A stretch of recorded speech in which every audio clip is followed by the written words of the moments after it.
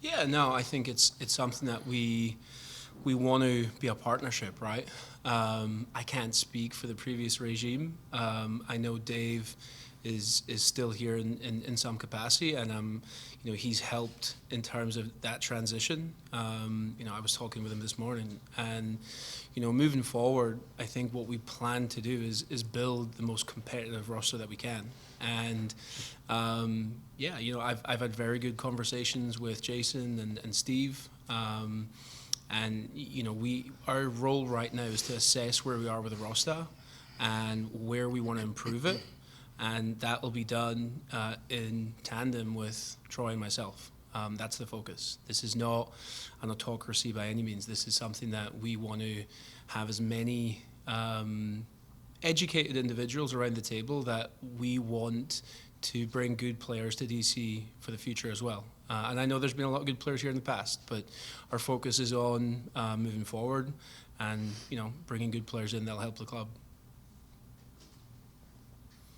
Yep. William from the Photographic Welcome Coach. How do you feel after getting the new responsibility after 2 seasons the team not qualified for the playoff? Again, it's one of those you can't really talk about the previous regime. There's been a lot of change. What I can say is, in my experience, being at a previous club in Nashville, the playoffs was the benchmark for success. You need to try and focus on getting into the playoffs, and then obviously whatever happens after that happens after that. But I think what we want to try and do is create a competitive roster that is sustainable for years to come, not just in the short term. We want to have it where we're successful every year. This question are you planning is maybe a contract for the Hispanic players for the team in the future or maybe before the start of the season? Yeah, I think that's a process that Ali and I will look into in terms of the player profiles that we want to establish, which will give us a good idea about how that will line up with our style of play, and then we can really target players that we want to add to the roster. I think that the evaluation period over the preseason is going to be very important currently for us to make sure that everyone that's in our roster currently fits exactly what we want to do moving forward. But I'm open to any profile of player as long as it fits with the style of play. Gerardo Lopez, Cultura Sports, welcome and congratulations. Thank you. You alluded that one of the elements that drew you to this club was the city and its fans. Mm-hmm. Can you both speak a little bit about the city and its fan base? When I first came here, when I was taken around the club, I was very aware of the supporters groups and the Chico stand and all that history. I've sat down with former players like Marco Echeverri, so I'm very aware of that. It's definitely something we're conscious of for sure, and it's something we want to build on. And I think we understand the history, we understand where the club has been, and that provides expectations and challenges, and these are things that motivate me for sure. I understand that success has not been too apparent in recent years, but that's part of the reason why we're here and why we want to make things better. Yeah, this is a fantastic city. I mean, clearly this is a city that has so much to it, and I'm looking forward to just living here with my family as well, and understanding what Washington D.C. and the entire area is all about. I'd say the sports community here is really interesting for me, and I think the sports community absolutely gets behind these organizations whenever they have success, but then when they also reflect the values of the city. So understanding that and trying to really put that into place is something that is a big goal of mine and Ali's. And then lastly, more specifically to DC United, this is a club that I grew up with. So I grew up in South Carolina, and this was, outside of the Charleston Battery, which was a club that I played for. DC United was the highest level, so at least in close proximity to where I grew up. So these players that have played here in the past that have had so much success and then our fans have enjoyed that success. I think it's very important to me to reconnect with the players that have come here before and had so much success and created so much tradition in this club. And for the supporters, I can't wait to get engaged with them and, again, try to reflect their level of support over many, many years and try to make this thing a winner again. Coach, a couple of minutes in DC. Have you had an opportunity to speak to any of the players? Have they reached out to you, or is there a plan to be introduced to the team? Yeah, so I've had some exchange with them over the last few days, just letting them know who I am, introducing myself prior to the announcement coming out so that they could hear from me first. And then Monday is kind of our first gathering as a team, so we'll have some introductions there. Some of the players in the roster I've coached against the last couple seasons, so when I talk about Steve Birnbaum and Russell Knaus and Alex Bono, these guys, we've had the pleasantries of post-match interactions, but it's nice now to speak to them in the facility and get to know them a little bit better. We're going to get to know one another quite well. And I'm looking forward to getting started with them. When you talk about introductions on a professional soccer team on MLS level, is that kind of like kindergarten, your best friend at the time, and everyone says a fact about themselves, or how does that happen? Yeah, we'll have a different engagement probably than that. But we absolutely, a big part of how we're going to start this process and come into this 2024 season is getting to know one another in a lot of different ways that a lot of it has to do with what happens on the field, but a lot of it's going to be what happens off the field as well. So there'll be a lot of different ways to engage that type of exercise. Dennis. Welcome both, Ali and Troy from DC United. My question would be for both of you. What is the club identity that you want to set for DC United in this league, and what are the main goals for this upcoming season?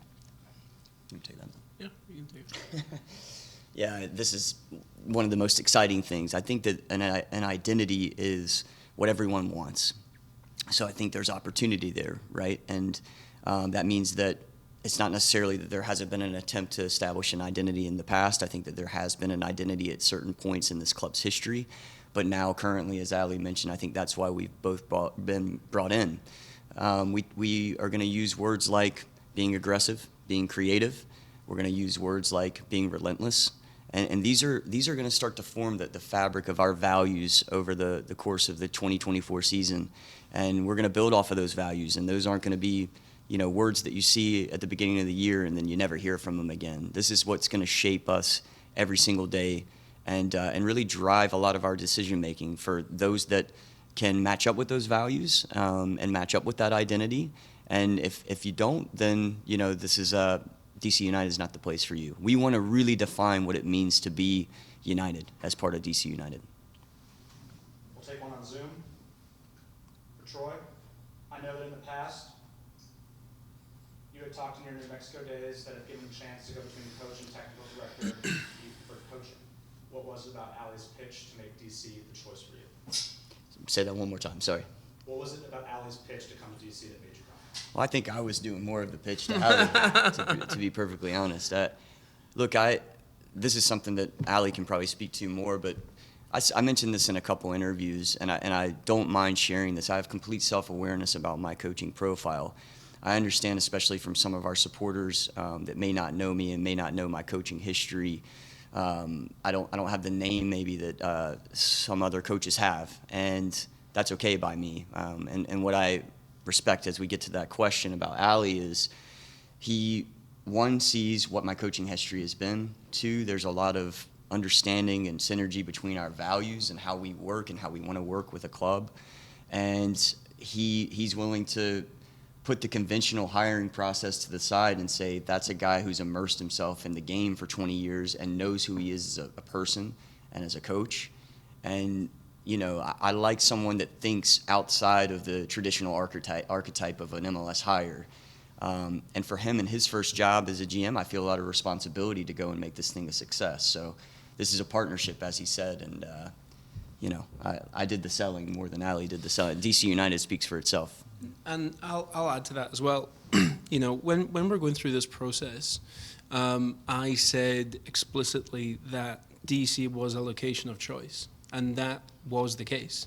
There was a number of coaches all over the world. And, you know, I think sometimes you have to assess all of these perspectives that you're looking at.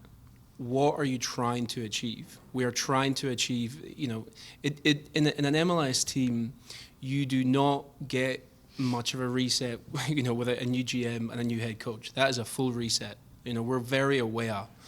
So as I'm going through this process, I'm assessing who is the best person that I can work with on a daily basis to get better every single day. I've said that to the staff. You know, I'll say that to the players. Troy was the option for me. When I look at all the candidates, when I assess, and there were numerous candidates, we have gone through a really diligent process in terms of recruiting a head coach, and we've got the right person in Troy. Troy, you talked about being familiar with DC United's history. Obviously, they had the championships in the early run of the franchise. Just in taking this job, how eager are you, and how much do you think about, you know, what that moment would be like to take them back that pinnacle, take them back that point where you guys are raising that trophy? Yeah, I mean, look, that's the objective. There's no doubt about that. And everyone can come in whenever they come into a new job and talk about lifting a trophy for their fan base, for their community. That is certainly something that I want to do, but I think we have a lot of work ahead of us to achieve that. So, you know, we're gonna have a very clear process in place towards achieving those results. But as it relates to the success of the club, again, Ali didn't need to sell me on anything about DC United. It's a big club. When you look at those years from 96 to 2006, roughly, there's so many MLS Cups, there's so many Supporter Shields, there's U.S. Open Cups. Virtually any trophy that was at hand, DC United captured. But it hasn't captured that in a number of years outside of the Open Cup in 2013. So to be able to lift a trophy would be a phenomenal achievement, clearly. That is the goal, but we know that there's so many steps that we have to put in place towards achieving those goals. And the players at hand too, that again we want to honor, that have played for this club. So many of those guys have reached out to me that I've had relationships over the last 20 years of my career. Bobby Convey's a great friend of mine. John Thornton's a friend of mine. You know, John Harks, and I can't wait to meet Marco Echeverri, who's in the academy. That's exciting to me, to again be leading a club that has the history and those types of players and people attached to it. We'll go to Zoom again. It's for Ali. Come December, what would be a successful season? What are the aspirations for year one for you both? Yeah, I mean, I think success in this league, you know, it's almost two different tournaments, right? You have a regular season, and then you have the opportunity to move towards MLS Cup. I think a successful season for us, you know, I think the benchmark always has to be the playoffs. You know, that's something I think that we have to be striving for. I think, you know, based on where this club has been over the last few years, I think we want to try and show progress every day. And I think come December, if we can focus on improvement and focus on progress through that period, I think that good things will happen. You know, we are very much, Troy and I are very aligned, and we were just actually talking about this on process versus outcome. If you do focus on the process, the outcomes will follow, and that's something that we're going to put in place as well. But yeah, you know, I think in any league, especially the MLS, you know, the playoffs is definitely something that we should be looking for sure. One more on Zoom for Troy. In your club interview, you mentioned building a winning culture, bringing that back to the club. How do you accomplish that? Yeah, being very clear, and this kind of goes in line with a little bit of what Ali talked about, and probably expanding on that last question, but you ask about success in year one, and then this is a component of that success. A clear club identity, really making sure that everyone in the organization, not just the first team, understands what that is, and we work towards those values every day. The environment that supports that and governs that identity is you know, the behavior and action that we will implement, and it's not just words, it's action for us. And then lastly, I think the product on the field. Clearly, the results are very important, but the product on the field has to reflect back on the values that we think are important to this community and to DC United in 2024 and beyond. That would be a successful season if we were able to put a number of those things in place, and I think that's very much in line with that question as well. And this is also for both of you, but just really quick, something that DC United fans should know about